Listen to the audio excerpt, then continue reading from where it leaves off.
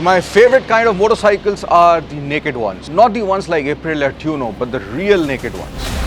Without those bikini fairings or even a fly screen. Well, my motorcycling journey began with a Bajaj Pulsar 180 Classic in 2002. And apart from the almost non-existent leisure market, this was the most powerful motorcycle to be sold in India back then.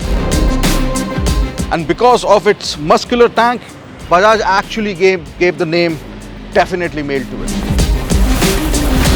Along the way, I got infatuated with the likes of the Charisma. My first big capacity motorcycle was a Honda Blackbird.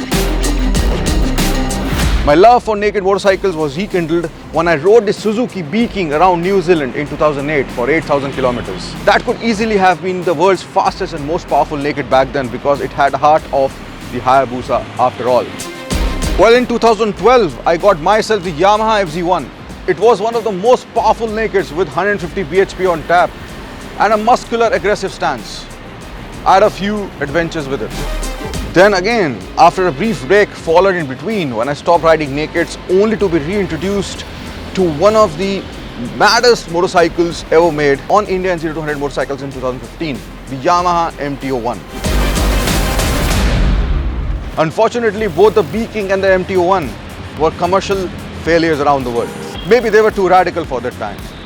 In 2015, I got myself the Benelli 899, which remains one of the most beautiful naked motorcycles I've ever owned. It was way ahead of its time, with its side-mounted radiators and exposed frames snaking around the inline 3 engine.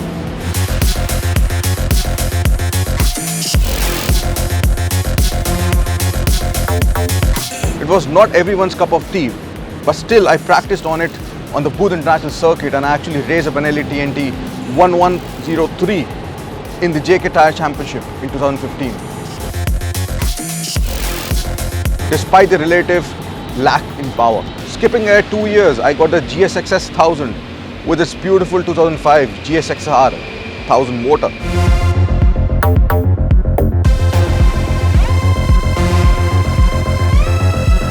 Which pumped out almost 150 horsepower. It was a beautiful bike and I had many adventures with it.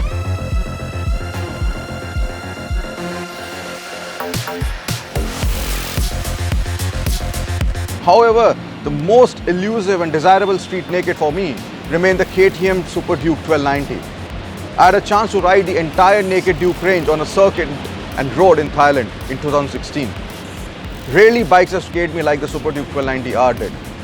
And I have no idea why won't they get it in India. In fact, there are other variations of naked bikes too that I've owned. The Whitpillen 250 was one stunning bike to look at. Though I would have preferred the 401 variant, which is yet to be launched in India, but the 250 was a pocket rocket and it was great to ride through the urban traffic. The Indian FTR 1200, which I currently still own, is another beautiful bike to look at. Plus, it's got an insane hooliganistic nature about it. You have to ride one to know.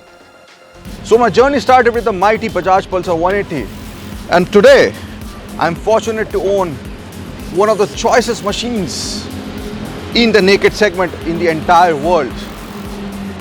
The Ducati StreetFighter V4S, which is the world's most powerful and fastest street naked.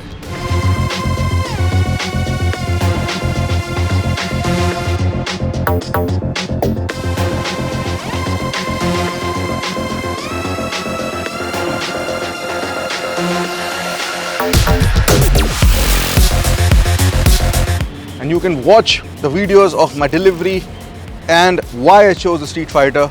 The links will be in the description below. For the time being, let me sink in the fact that these two bikes have actually brought me kind of full circle.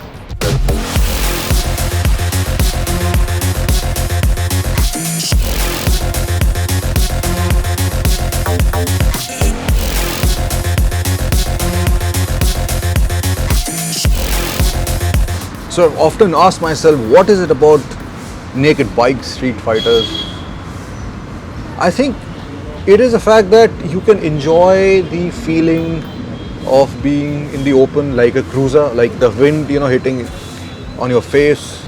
The urgency of a super bike.